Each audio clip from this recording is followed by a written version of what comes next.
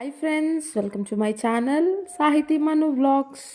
Hi అందరికీ, మీరు ఎలా ఉన్నారండి? మేము బాగున్నామండి.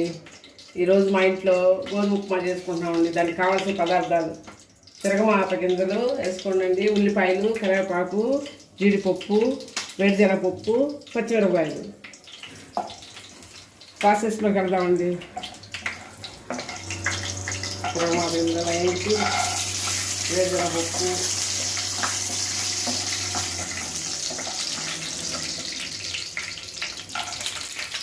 జీడిపప్పు కొంచెం వేయించుకోవాలండి బాగా. జీడిపప్పు వేరుశనగపప్పు వేయించుకొని అందరూ వచ్చండి. అప్పుడు వేగిన తర్వాత ఉల్లిపాయలు, పచ్చిమిరపకాయలు, కరివేపాకు, పచ్చిమిరపకాయలు వేసుకొని వేయించుకున్నాం. ఇదిగోండి గ్లాసు రవ్వకి 2.5 గ్లాసు దాకా నీళ్ళు పోసుకోవచ్చు. కొంచెం ఎక్కువ ఏం పర్వాలేదు, తక్కువ అయితే ఇబ్బంది. తక్కువ అయితే గోధుమ రవ్వ కదా, ఉడకదు. నీళ్ళు పోసుకోవాలి.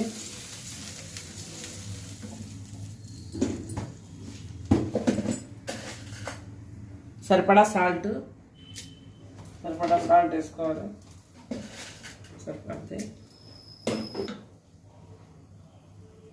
ఈ రవ్వతో గ్లాసు రవ్వ తీసుకుంటే 2.5 గ్లాసు నీళ్ళు పోసుకోండి. ఏ గ్లాస్తో కొలుచుకున్నా ఆ గ్లాస్. కొంచెం ఎక్కువైనా పర్వాలేదు కానీ తగ్గకూడదు. తగ్గితే ఉడకదండి.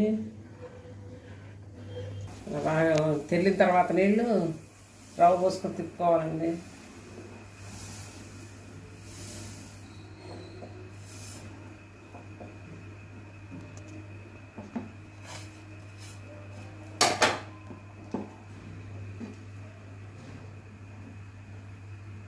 రవ్వ పోసుకొని ఇలా దగ్గరకు వచ్చిందాక బాగా ఉడకనివ్వాలి.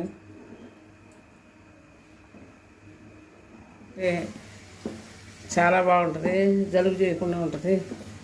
సర్ది తింటే జలుబు చేస్తుంది. మీరు తయారు చేసుకొని అలా సాంబార్ చేసుకొని తినండి. Thanks for watching. Don't forget to like, share and subscribe.